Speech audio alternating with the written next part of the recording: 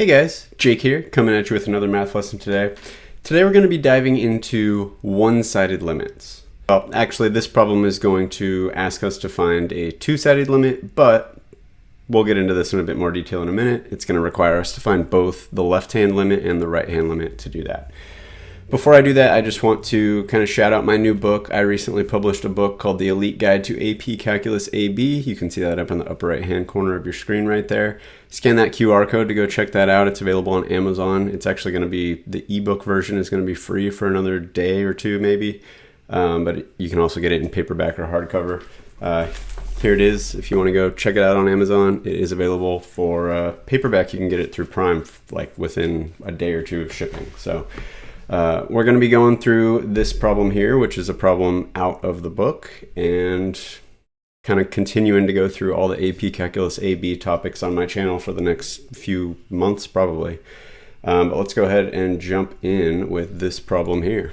So the problem we're going to be doing is to find the limit as x approaches 1 of f of x for this function here, f of x equals, and it's a piecewise function, so it's going to be 1 plus x squared when x is between 0 and 1, or when x is greater than or equal to 0, less than or equal to 1.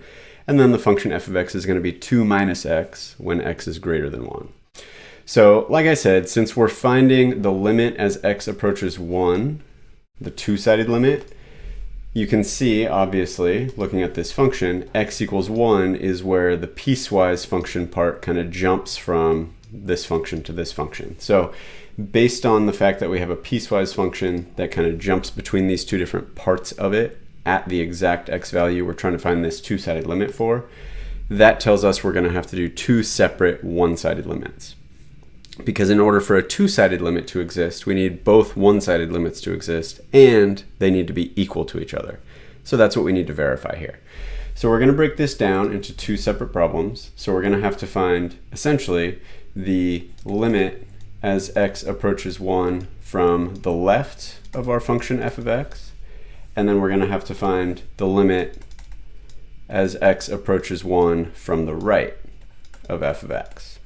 So to do this, we can actually use a trick which I talk about in the Elite Guide to AP Calculus AB, where instead of trying to think of this as the left-sided limit and the right-sided limit, we can kind of rewrite this limit in a way that makes it a little bit easier to kind of wrap your head around and conceptualize exactly what's going on.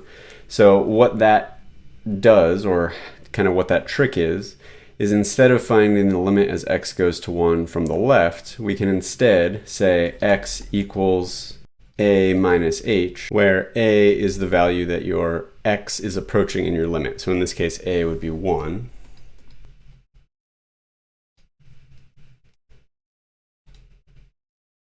And then we can change this limit to the limit as h, because now h is going to be our variable essentially.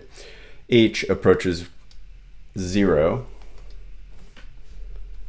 from the right. So we can basically, the reason why this works is we are saying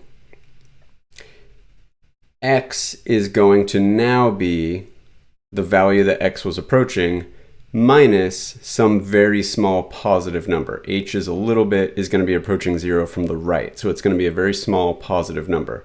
So basically this 1 minus h is going to be a number that is super, super close to 1. And as h gets closer and closer to 0, x is going to get closer and closer to 1.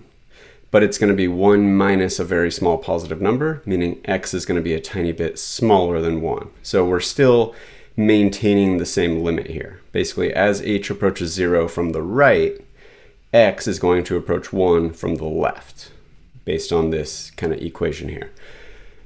And now instead of taking the limit of f of x, we're going to take the limit of f of 1 minus h. So this right-sided limit will be the same as the left-sided limit we were trying to find before. And similarly, we can convert this into a very similar thing for the right-sided limit. We can say x equals 1 plus h, and again, find the right-sided limit as h goes to 0 from the right of f of 1 plus h.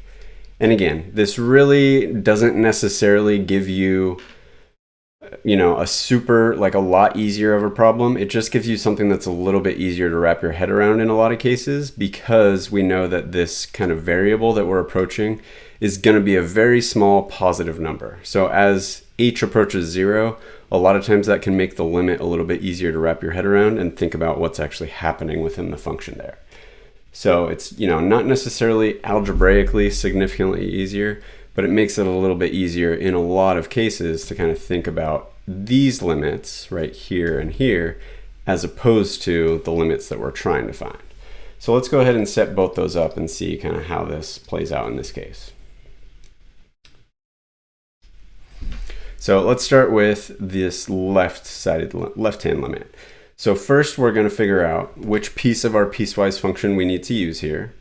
So in this case, since we're approaching x is approaching 1 from the left, x is slightly smaller than 1, which means it is within this kind of inequality range right here.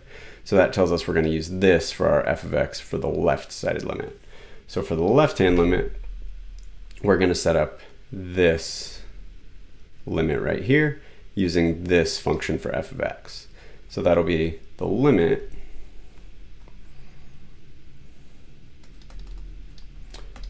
as h goes to 0 from the right of f of 1 minus h. So that basically just means go to your function f, replace the x with 1 minus h in parentheses. So that'll be 1 plus 1 minus h in parentheses squared. So this will be equivalent to the left-sided limit that the problem is asking us to find. Okay, so now to find this limit, we're essentially just trying to see what does this function approach as h gets closer and closer to 0. Well, in this case, this is actually a pretty easy one to just kind of think about basically how it plays out if you essentially just plug in 0 for h, because it's not really going to break anything in this case for this limit. So basically, as h gets closer and closer to 0, this is essentially just going to be equivalent to 1 plus 1 minus 0 squared, which is going to be 1 minus 0 is 1, 1 squared is 1, so this just gives us 1 plus 1, which is 2. Okay. Then for our right-sided limit, we're going to set up the same type of thing, except in this case, since x is approaching 1 from the positive side, x is a little bit bigger than 1, that tells us that we're looking at this inequality right here. X is a little bigger than 1, so we're going to use this function for the right-sided limit, the right-hand limit. So we're going to set up the limit as h approaches 0 from the right of f of 1 plus h, which essentially just means replacing our x with 1 plus h in parentheses. So that'll be 2 minus, in parentheses, 1 plus h. Okay. Now we can, again, in this case, essentially just plug in 0 for h, giving us 2 minus 1 plus 0, which is 2 minus 1, which is 1. So we can see, in this case, our left-sided limit is 2, our right-sided limit is 1. Since those are not equal to each other, that tells us that our two-sided limit that we were trying to find in the beginning does not exist. So this limit, the limit as x approaches 1 of f of x, based on this f of x, does not exist. So in this case, kind of splitting up our one-sided limits using this little trick of h approaching 0 from the right and adjusting our function based on that, didn't really make the problem any simpler in this example. I really just wanted to kind of show you a somewhat simple example to kind of introduce the concept. There are other cases where this does make a little bit more of a difference, and I'll try to make a video about one of those here in the coming days. But if you got some use out of this video, do me a favor, hit that thumbs up button, subscribe to the channel, and go check out my book, The Elite Guide to AP Calculus AB, assuming you're taking AP Calculus AB. You can scan the QR code in the upper right-hand corner of your screen here, or I'll put a link down in the description or the pinned comment as well. But thank you, and I'll see you next time.